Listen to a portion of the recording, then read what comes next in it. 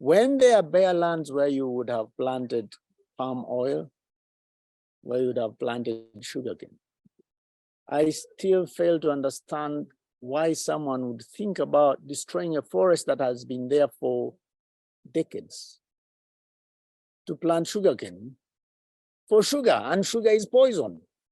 People don't know it. Sugar is poison. Palm oil, you can plant those palms in another area rather than destroying the forest. I don't know how leaders get convinced that you destroy a forest and we plant palms and then we get oil, when there are bare grounds where you could have planted these palms and harvest your oil, and the forests say they're doing its purpose.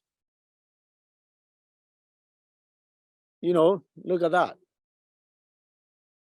How long do you think this forest has been? And how long does it take to restore it when it's been destroyed? I remember going to Kalangala. I am one emotional person, and I cried because I know how Kalangala looked before. When I saw the palm plantations, I found myself in tears. When I look at Mabira, I fail to understand where we are headed. So we have a big job to restore the habitats.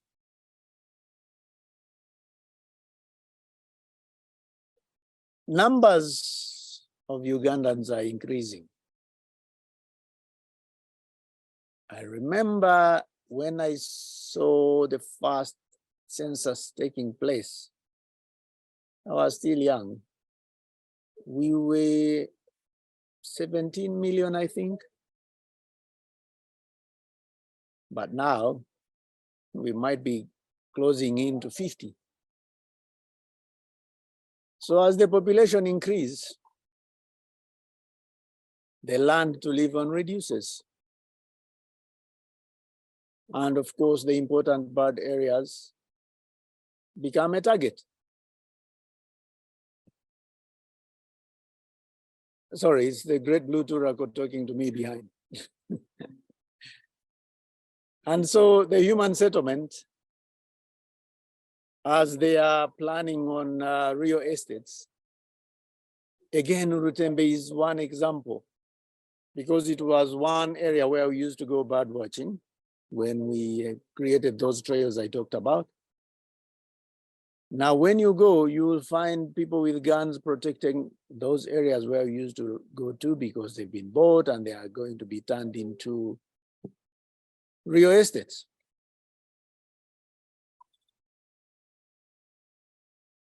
We want good roads, and sometimes they destroy those habitats as well. A good example is Murchison Falls. You know that road, it's a good road, but you know how many trees we cut to create that. Some of you could have had the conflict up in Mount Elgon, encroachers coming to encroach on the national park. You know, sometimes it ends up in losing lives of the rangers trying to protect. And so as we do our work, get ready, because it will not be easy, but we will. That's why I talked about sensitizing people on TV first, if we can get airtime, on radios.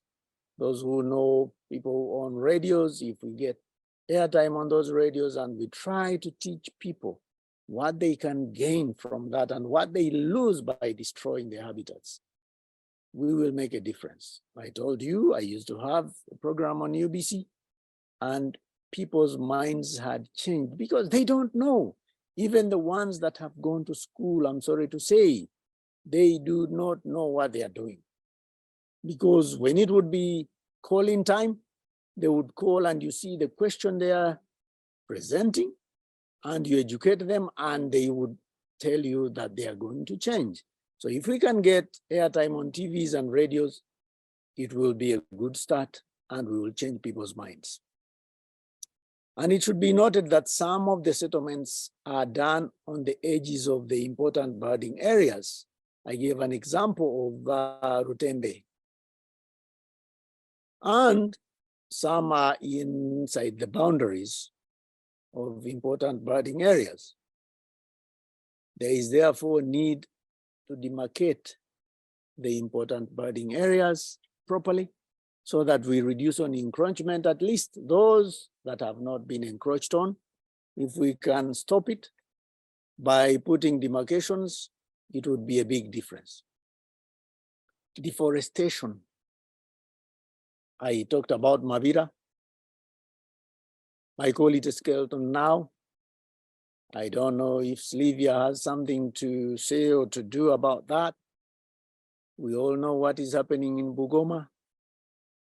Illegal logging, craft making materials come from those forests, and all this affects the quality of the important birding area conditions. So, habitat loss and poor habitat management may not be noticed by many or any, but it is the biggest cause of bird life declines, if you may agree with me. I believe we will know that in Uganda, human population raised, as I mentioned earlier, industrialization that is coming in is a big problem. The landscapes keep changing every now and then. And what does it leave behind? Bird habitat loss. If I may give an example of an important birding area, these birds think like we do, or even better than we do, because they don't destroy their habitats. But my example is an important birding area. The birds, let's use this example, the birds that migrate, they follow a route every now and then. Some, let's say the ones that fly from Europe, they fly through the West, come into Africa. Some go back through the West, some go back through the East, but they use the same route. Even those that are produced, they have that in their system. They have a GPS in them, if I may say that. They still follow the same route. Now, the example I'm giving, if a bird is used to resting in this important birding area, and then someone comes and plants flowers, covers the whole area, or chop the forest, you all can imagine what will happen to these birds when they come to rest and there is no resting area. Just think about it, imagine it, and you will tell me what would happen to a flock of birds that has found their nesting area, their resting area gone. Habitat loss and poor habitat management may not be noticed by many, as I said. So we need to educate them. Therefore, there are a few habitats on Earth that have not been affected by humans. As we modify these, we reshape the land, and whatever I talked about happens. The habitat loss repeats itself, or if I say the habitat loss story repeats itself every now and then in endless variations. I talked about the white-winged terns resting place that has been encroached on by the flower plantations. If we are not careful, you look at that photograph. It's a lake. Or it used to be a lake, but it's almost gone because of man. And I am glad that our association is trying to do something, because if we don't, then we are finished, we are doomed. I know I kept telling you this and that, but I have ideas, more ideas that we could do, which is part of our program as our association. We will train and involve locals around the IBS, or we should, or I advise that we should do that. We should continue monitoring, e.g., encroachment and wildfires, because if we monitor and we see where we need to put effort and help, it will help us. Involving community in decision-making and management of the IBAs and resources is very important, because then they will have a feel. They know they are part of it. They know they are going to lose it themselves. Some areas have been attacked by invasive plants or species. Those ones also need to be worked on because they threaten the ecosystem, its health, and the habitat goes. We have lots of birds in Uganda. That's one thing that everyone knows. We have now close to 1,080.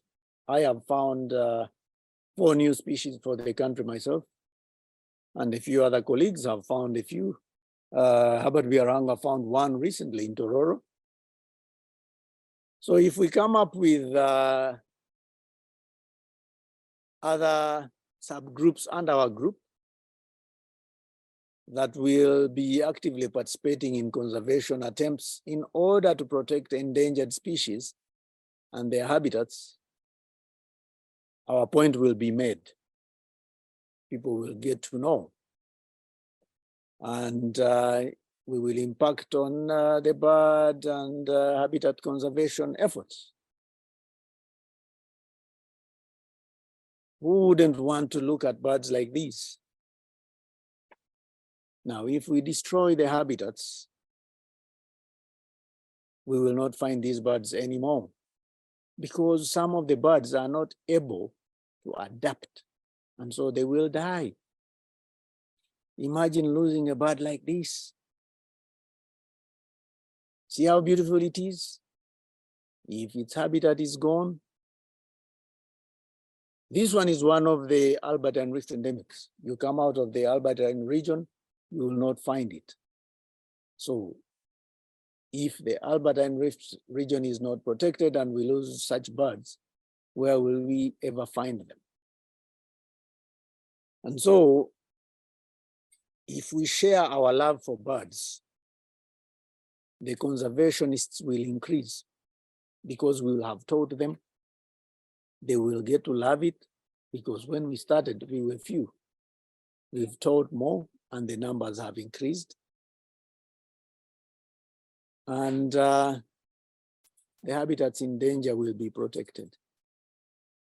We share the interests. We increase the chance of participation by the general public. This will help create a bigger impact on the conservation effort.